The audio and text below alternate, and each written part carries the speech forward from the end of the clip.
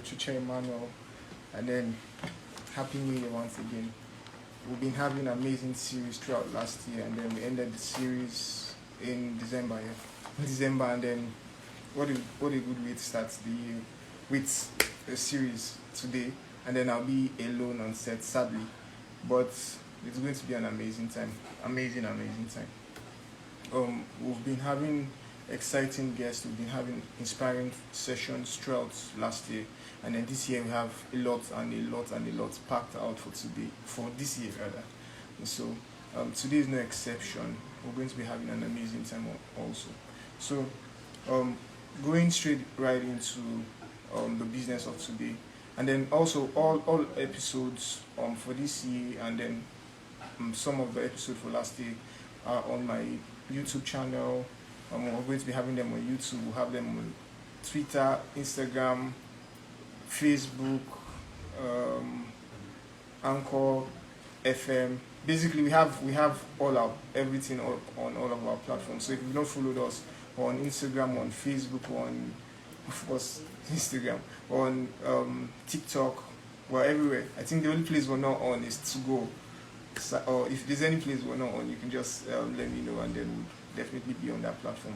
But we're basically on every platform, and then just poised towards inspiring young people, trying to do better, bring up inspiring content that would inspire you, charge you up, gear you up for the next phase of your life. So today we'll be kickstarting Timeout with Ochoche Emmanuel for the year, and then we'll be talking about initiating new beginnings. Initiating new beginnings. So what is initiating new beginnings? Basically, what today's episode will be talking about is basically how would initiate new beginnings, initiating something that we've not experienced before, initiating something that is far from the norm, far from what we can say, oh, we've seen, or basically what is new. Basically, so how do we initiate new beginnings? Firstly, I would go right into it. Today's episode is not going to be one of those long ones, but of course it's going to be short and inspiring as well. So how do we initiate new beginnings? Firstly, we initiate new beginnings or new experiences by yielding, or by instructions in the sense that obedience to instructions rather. So if for every new beginning, for every new beginning, for every new level, for every new season, it's attached with an instruction from God, that when we launch into it, when we yield to it, when we obey it, we'll definitely be launched into that new beginning, that new season of life. So, like I said, how do we initiate a new beginning? We're initiating a new beginning first by in obedience to instructions, and then when God is said to do something new, there's always an instruction for us to abide to experience the new. When God wants to shift us to another level, there's always an instruction that is tied to that new level. Tied to every new level, every new beginning is an instruction. And then to experience something that we've never experienced before, it is for us to yield to that instruction, that thing that God has proposed, that thing that God has told us to do, that thing that God has asked us to do. So a lot of time you see that God has told us to do something, and then we wouldn't experience that new phase, that new level, that new season that He wants to launch us into, because we're not yielding to His instructions. So one of the ways to initiate a new season or a new beginning is by instructions. So the key to our next level is wrapped around our yielding to instructions, our obeying to instructions. So you would see that you have God is said to do something for you, and then He has asked you to engage in something. If you don't engage in it, you wouldn't see that new level, that new season, that's what He has proposed for that season or that period. So it is very important that we're stepping into the year. It is important that we initiate new beginnings, and then I have a lot of outlines of points that we can use to initiate a new beginning. And then the first one is that we have to obey instructions. We have to yield to instructions. We have to align ourselves to yielding to the instructions that God has given to us or has asked us to do. So you would see that The 10 lepers in the Bible is a very interesting story. Um, if Jesus gave them an instruction, and then if they had not yielded to that instruction, they wouldn't have received or enjoyed the newness in their health that which they did enjoy. They wouldn't have seen healing in their bodies like they did if they didn't yield to the instructions that God or Jesus had given to them. So basically, wrapped around every new season, wrapped around every new experience, every new level is an instruction. So Naaman also is a very interesting one also. The prophet instructed him to go cleanse himself in the river, and then he didn't want to do it because, and then one of his servants said, I think we know the story, and then one of his servants said, if they had told you to do something else, wouldn't have you have done it? So he cleansed himself, and then at just the point where he just obeyed the instruction that the prophet had instructed him to do, when he carried it out, boom, he enjoyed newness in his health as well. So wrapped around a new season is an instruction, like I said. So you would see that our disobedience would hinder us from entering into our next level. Also, Jacob is also an interesting one. Even if the instruction wasn't for him, it was for his brother, but it was ordained for him, because if you look at when God was telling his mom about her twins and all of that, you know that that blessing was ordained for him. But because he yielded to the instruction, he enjoyed the blessing. So wrapped around our next level is an instruction. So what has God told you to do? We ended we ended Timeout with Ochoche Emmanuel last year, December, and then we spoke about having a time with God, listening for instructions, listening to what to do differently in this year 2023. What has God told you to do, and what are you doing to make all of those instructions a reality? What has God told you to do? And this is just me trying to bring to our minds, and then bringing us back to actually ponder on some of the things that God has told us to do, and then He has instructed us to do. So what has God told you to do? Have you yielded to them yet, or is it just or like the famous quote, you just the play? So what actually has God instructed you to do? What have you yielded to it, or we'll talk about it after the session. So like I said, have you yielded to it? So your new beginning, your next level is wrapped around that instruction that you've not yet yielded to, or you've not yet obeyed. So secondly, it's how do you initiate a new beginning? You initiate a new beginning by service. And then when we talk about service is not slavery. Service is servanthood. You can't. There are some things you will not enjoy until you are a servant, until you're serving, until you're giving to service. We'll see in Luke 16 verse 10 says, if you are faithful in little things, you will be faithful in large ones.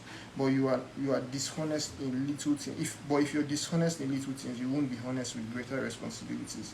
So you can't see something. There are some things you can't see until you are faithful in service. Until you're faithful in service, and service can be being faithful in a particular assignment, a particular course, a particular work. Basically, so service is one of the things that we can use to initiate a new beginning, or a new season, or a new level, as it may be. So you can't Pastor Beldon will say you can't enter into your own chasing your own. You enter into your own chasing that of another man. That is, you can't enter into what God has planned for you, or what God has proposed for you. Sometimes going after just you. You go into it while you're doing someone else's bid, when you're doing someone else's work, when you're advancing someone else's work. That is when sometimes we go into our own, what God has proposed for us, or what God has planned for us. So you can't enter into your own without serving that of another man. Elisha wouldn't have had a bit wouldn't have had any portion of what Prophet Elijah had if he wasn't a servant. He wouldn't have been able to get to that point or enjoy the level, the anointing that Prophet Elijah had if he didn't serve, if he wasn't a servant.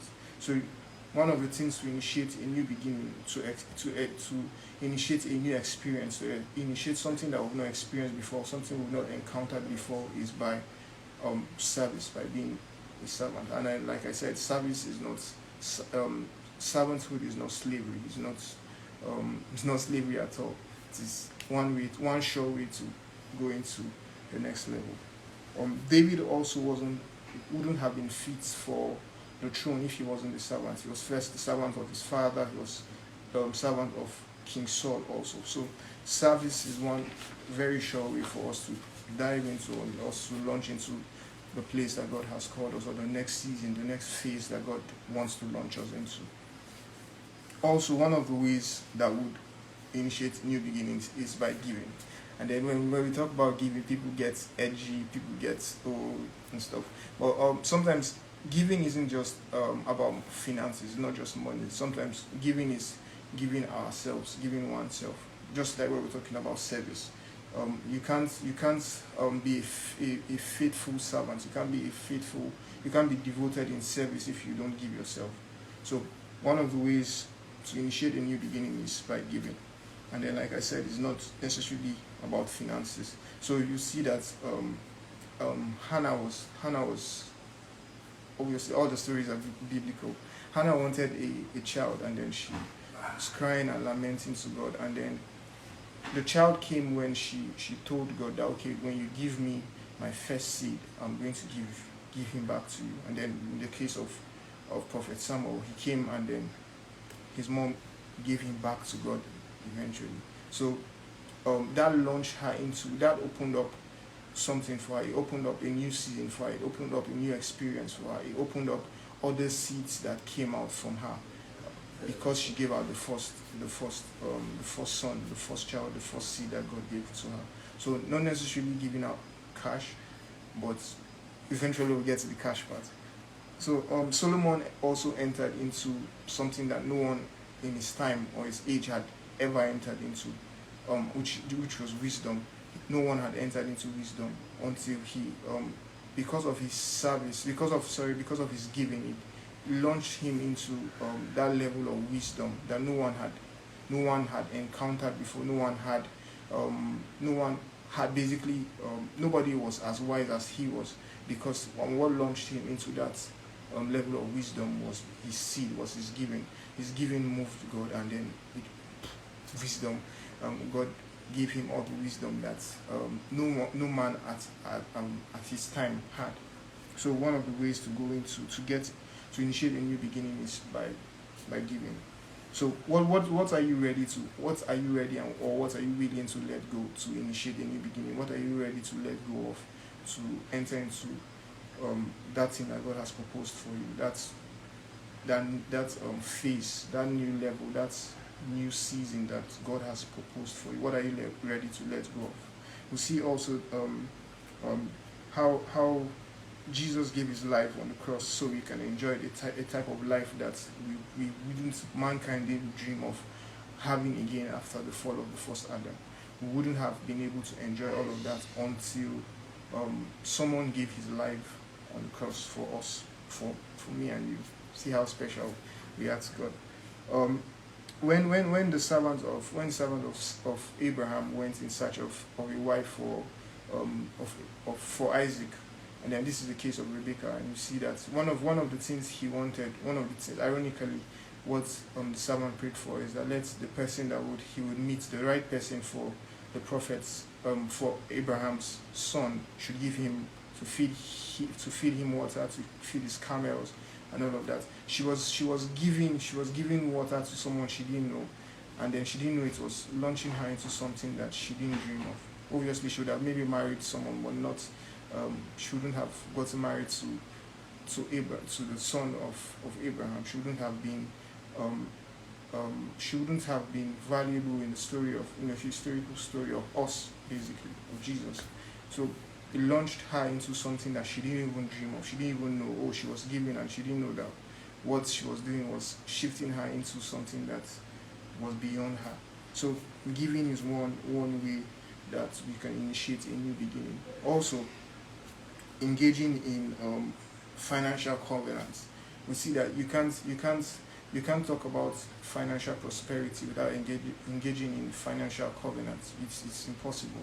If you're talking about prosperity, if you don't give to experience some level of or any level of prosperity, you won't be able to enjoy it. You won't be able to go into prayer. Prosperity doesn't answer to prayers; it answers to financial covenants. So it might be tithing, like we see in Malachi 3 verse 10, that says, "Bring all the tithes into the storehouse, so there will be enough food in my temple. If you do, says the Lord of Heaven's army, I will open the windows of heaven for you. I will pour out a blessing so great you won't have enough room to take it in. Try it. Put him to the test."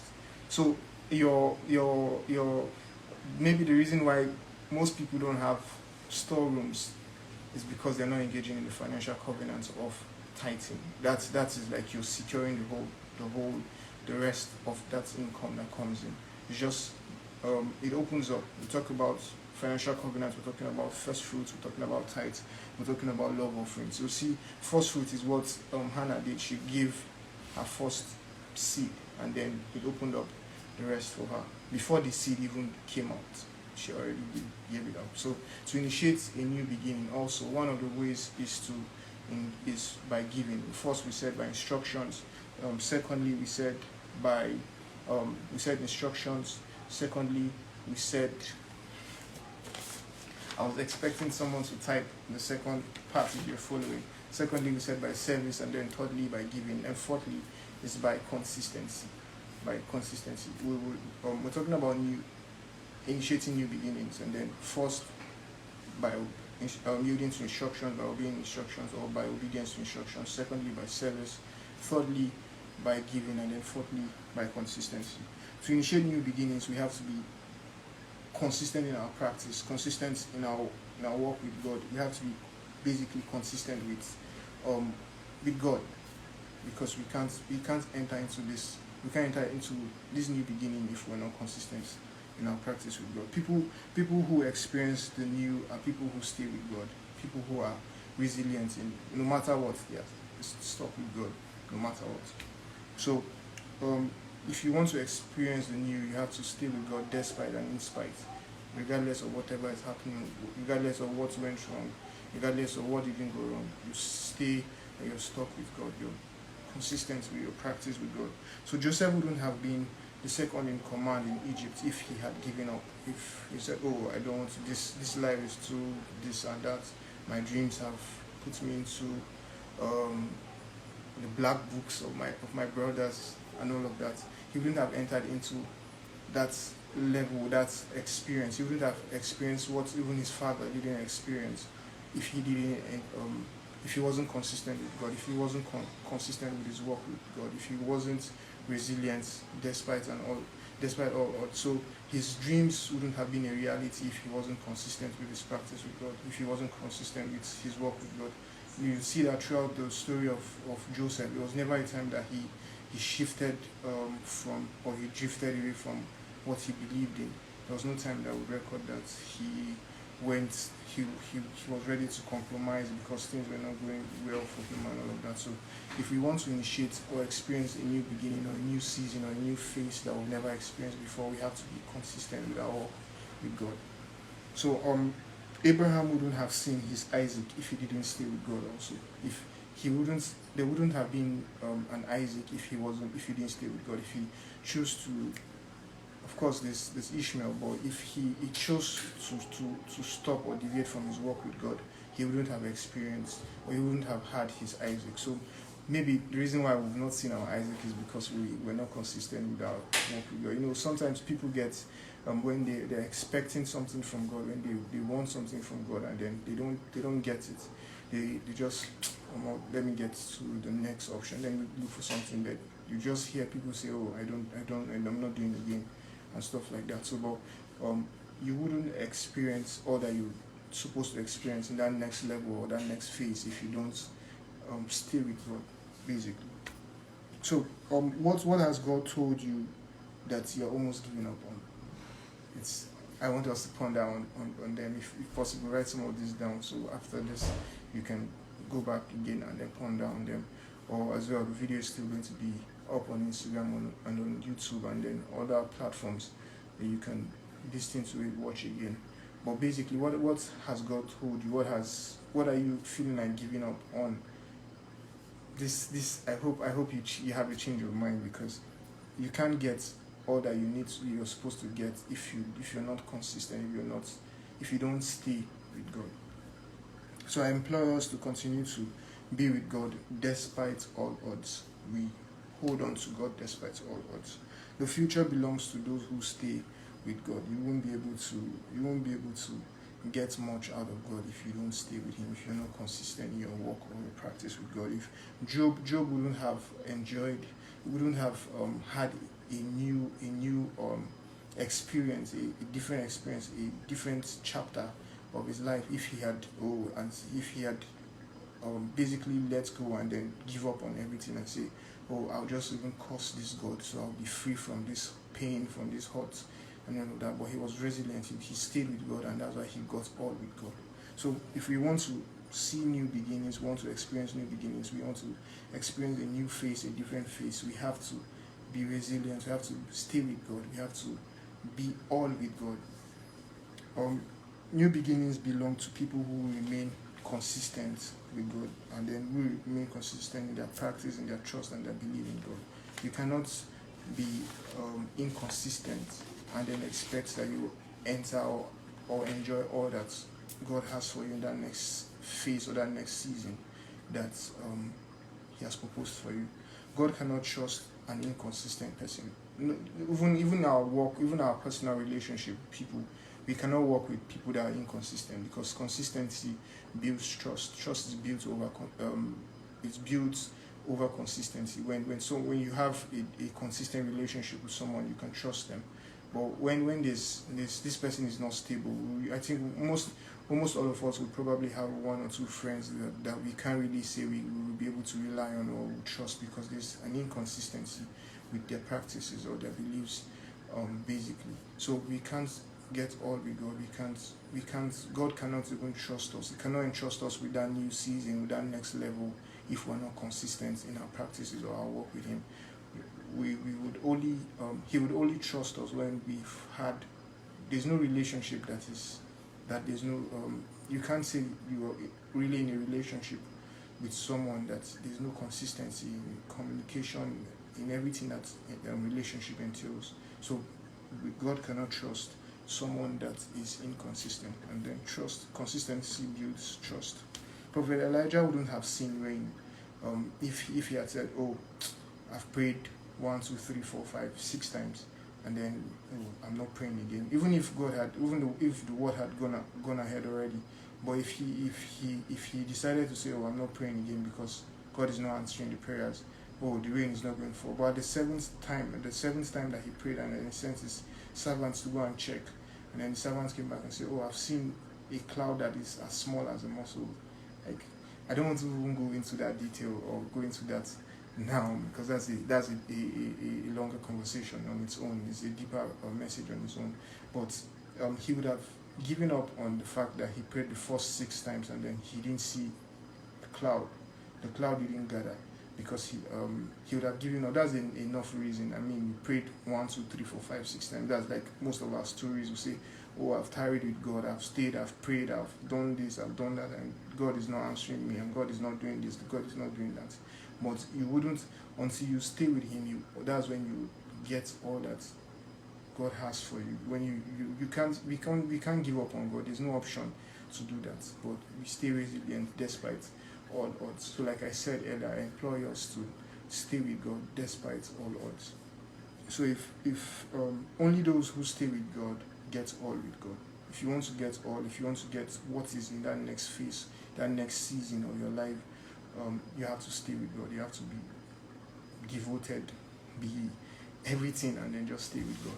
So, fifthly, it's by thanksgiving. How do you initiate new beginning? By thanksgiving. Thanksgiving is application for the new. It's basically an application for more. The heart that thanks God opens up for newness. So we see in Matthew 15 verse 36, and it says, then he took the 7 loaves and the fish and thanked God for them. and broke them into pieces. He gave them to the disciples, who distributed the food to the crowd. So you would imagine how um, these 7 loaves of bread and then the fish would be able to feed this much people. But you would think that, oh, Jesus would carry the bread and say, I command you to multiply. I command. No, he just thanked God, and then there was more. It was able to. That was able to feed. That 7 loaves was able to feed all the people that were there. So, initiating a new beginning, initiating a new system, a new experience, a new season. One of the ways to initiate it is by thanksgiving, because thanksgiving is application for more, is application for the new. Of course, like nobody had seen that type of. It's even now a lot of people say it's not even possible for you to say you want to use 7 loaves of bread. How do you want to even start? Even if you have enough, sometimes it's not even enough. You don't. How can you even manage to feed that much people? So, in initiating a new beginning, in initiating a new season, a new phase, one of the ways to do that is by thanksgiving. So, we can see how throughout scriptures, Jesus didn't do that once; he did it several times. We can go through scriptures to see how at different points in time he wrote out miracles from the standpoint of thanksgiving. So we would see thanksgiving. We would see the new when we engage in thanksgiving. New things are bettered from the place of thanksgiving. So maybe why we haven't seen, we haven't experienced the new season, the new experience, the new thing, that thing that we were dreading for. Maybe the reason why we've not seen is because we've not been thankful enough. We've not been thankful. We've not been thankful about what God has done before. We're not thankful about what we're expecting to see, and then yeah.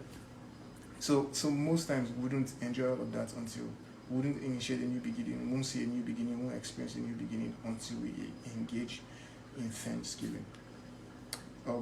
Colossians 3 verse 17 says, and whatever you do or say, do it as a representative of the Lord, giving thanks through him to God the Father. So do it as a representative of the Lord, which means this is what our lifestyle should be like. Even apart from even wanting to initiate a new beginning, thanksgiving should be our lifestyle. It should be one thing that will say, oh, that person is a thankful person. Even with the relationship we have with people, you will see that when you gift someone something, or you give multiple people something, the person that thanks you more is the person that you tend to think of the next time that you want to do something for anybody, basically. So we would lose favors with men and with God when when we're not thankful, when we're not thankful. We lose favor with men and with God. I think maybe when I'm saying this now, you're thinking of maybe someone that you give something, even if it's pencil or sweet or something, that the difference would be there with someone that actually thank you, that from their heart genuinely they thanked you for it. You give that person instead of the person that didn't, that wasn't thankful.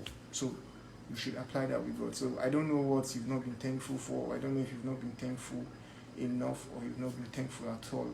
I'm imploring us to be thankful for us to be able to enter that new season or that new level that God has in store for us. So thanksgiving creates more reasons to be thankful. It creates room for more. If you want more, be thankful. If you want, just like the scripture read, just like Jesus, that alone is mind blowing. But if you want more, be thankful. So on my next point is to see the new, you have to prepare for the new. I deliberately, this was supposed to be like the first point, but I deliberately left it here. To see the new, you have to prepare for the new. You see, most times we clamor for, I want the new, I want the new season, I want a new phase. Actually, what are you preparing for? What are your expectations? So when we're talking about preparation, you can't see what you don't expect. So expectation is the mother of manifestation. What would actually manifest is what you're actually expecting. So you see that most times we'll receive blessings and then we'll lose those blessings because we are not expecting them. This is actually a blessing, but because you don't know that you're not expecting it, you come and then sometimes you just lose it because we weren't expecting it in the first place. So if we want to experience the new, if we want to initiate the new, we have to prepare for the new. You can't create what you don't see. You can't what we all want to see something new. We will all have, but if we don't have expectations, if we don't have what we're preparing for, if we don't prepare, if we don't give room for the new, we wouldn't actually initiate anything. We wouldn't see the new that we want to see. So if we need to change our mindset, so if we need to create, we basically need to create room for the new. So even if it means us changing our mindset, changing our friends, changing our environment, changing anything that needs to be changed for us to experience the new, we have to do that by all means possible. Whatever we do, we have to actually for us to actually enjoy the new, for us to initiate the new, we have to prepare for it. And then first we have to do that from our minds before we can actually even see the change that we want to see. So until it is better in our hearts, we don't qualify to actually experience it. The story of the 10 virgins is very interesting. 5 were prepared for the coming of the bridegroom, and then 5 weren't prepared. So because even if the Bible said they were foolish because they were not prepared. Even if they lost the chance of meeting the bridegroom, of going into, if you can check out the story, but they didn't meet the bridegroom because they were not prepared. Their lamps, the oil for the lamps were short and all of that, but they lost a new experience, a new beginning, a new season because they were not prepared. So for us to initiate a new beginning, we have to be prepared for that beginning that we want to see. Also, I think I have to start rushing now because of time. Okay, so my next point will be to initiate a new beginning, to initiate a new experience is by a prophet. So God can usher us into a new beginning. God can usher us into a new level by the prophetic. You see that oftentimes what can take you a long time to achieve, or what can take you a long time to enter into, just by a word of the prophet, you can shift into it. God can usher you into a new season, a new experience, a new beginning by the prophetic. So Hosea 12 verse 13 says, "Then by prophet the Lord brought Jacob's descendants out of Egypt, and by the prophets they were protected."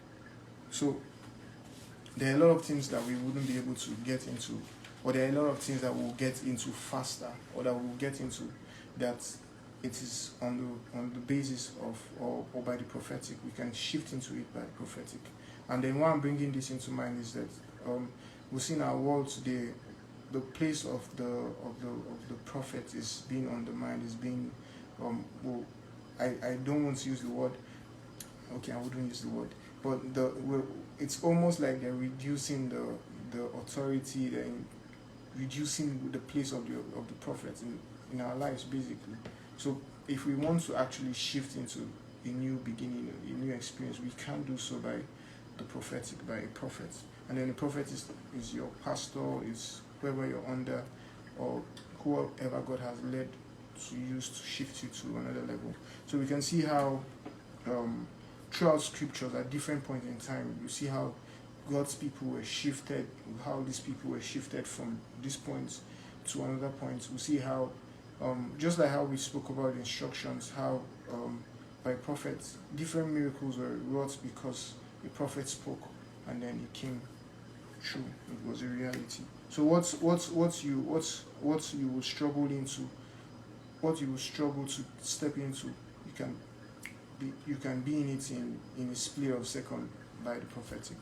2 Chronicles 20:20 says, "Early the next morning, the army of Judah went into the wilderness of Tekoa.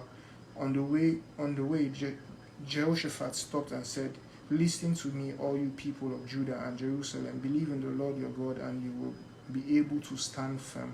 Believe in your prophets, and you will succeed.'" So your success most times is tied to the prophet.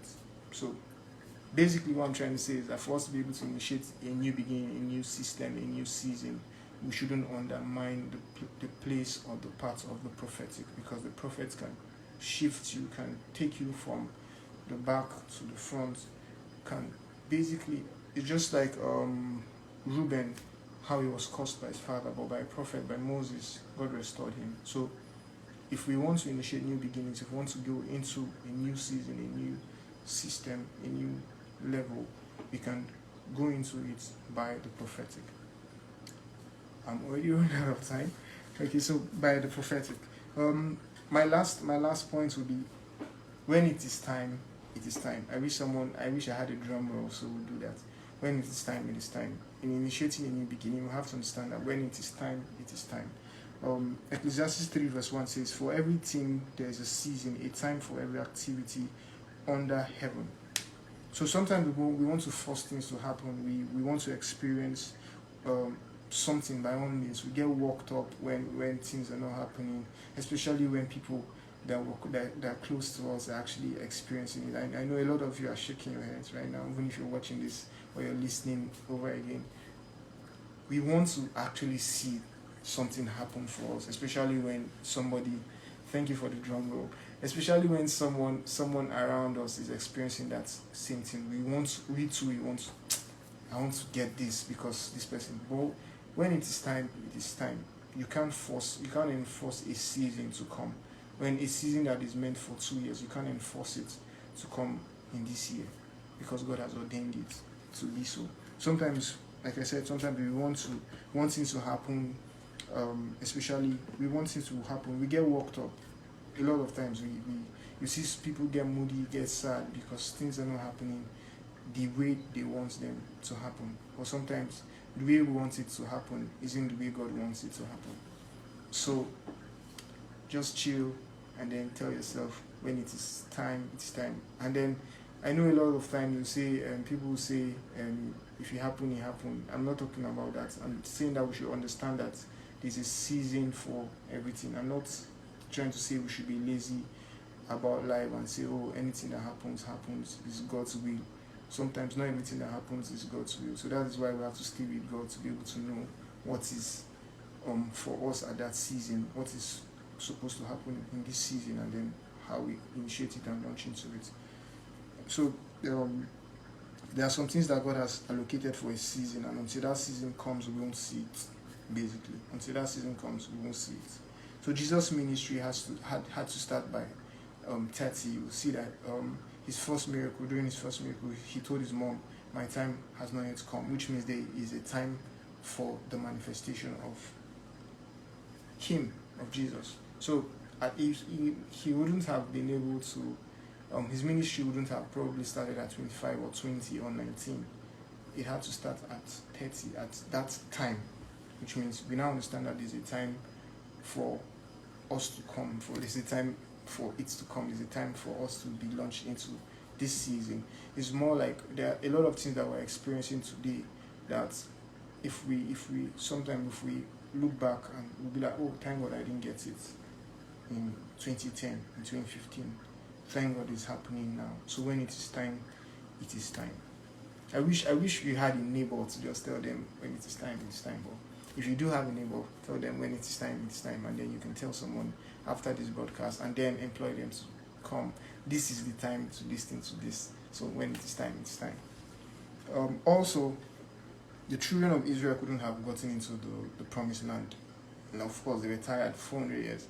They wouldn't have been able to go into it except the time that God had appointed for them to go into the promised land. Nothing they would have done rather, that would have launched them into it. Just like the coming of Jesus, we can't pray, we can't enforce it. If I say now I want to do 100 days fasting, dry fasting, and say, oh, Jesus must come, he can't come because this is not the time. When the time comes, he will come. So when it is time, it is time. Also, every season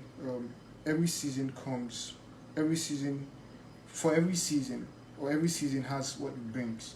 So, and while I'm aware that some of the things I've listed already, that we need to engage in to see what we need to see to enter into the new season, to enter a new experience.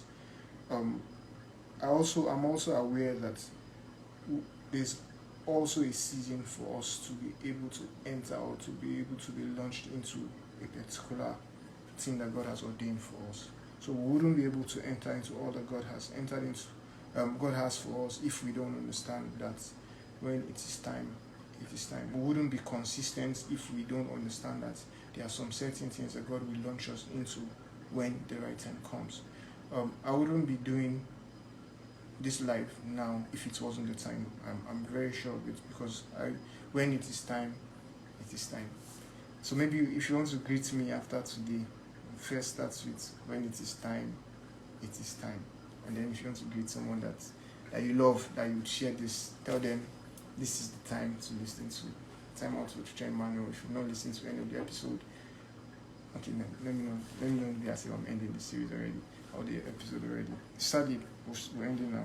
So just like we can't enforce the coming of Jesus, we can't enforce a lot of things. There are some certain things that we can't enforce. There are some certain things that we can't see. There are some certain things we can't enjoy until the time has come. Of course, some of the things I've listed, some of the practices I've listed, we have to engage in them to initiate new beginnings. But there are some things that we shouldn't kill ourselves for, trying to make them come alive when it is not yet their time. So sadly, I'll be ending today's episode of Time Out with Ochoche Emmanuel. I hope you had an amazing time just like I did. And then if you did, feel free to share the link to someone. It's going to be saved on my page. It's going to be on YouTube. It's going to be on TikTok. It's going to be on Facebook, Twitter, everywhere. We're everywhere. We're everywhere. We're MTN. We're everywhere. Everywhere you go, you'll see us. So the only place we're not on is to go, and then I don't know any other platform that we're not yet on. But if you want to recommend, we'll gladly receive your recommendation on any platform you want us to be. So thank you. I've had an amazing time with you all. This is Time Out with Ochoche Emmanuel. Next episode will be in February, and then we'll have a guest, and it's going to be amazing. You don't want to miss it. Every information about the next live session is going to be on my page on Instagram. We're on 2 pages on Instagram. We'll have Ochoche Emmanuel. We have Northside Kings. On Facebook is Ochoche Emmanuel. On TikTok is Ochoche Emmanuel. On not Snapchat. On Twitter is underscore at Ochoche Emmanuel. At underscore Ochoche Emmanuel. On TikTok is underscore Ochoche Emmanuel. So basically, you can find us anywhere. You can feel free to hit me up. You can send a DM. I'll be very much happy to reply every DM. And also, we pray every day by 12 a.m. to 12:30. You can also send a DM, so you'll be added to the group chat, and then the link will be sent at every point in time. Thank you so much. God bless you, everybody. I see you. Thank you. See you next month. And then, of course, this video is going to be reposted and alongside other videos. See you next month. See you in February.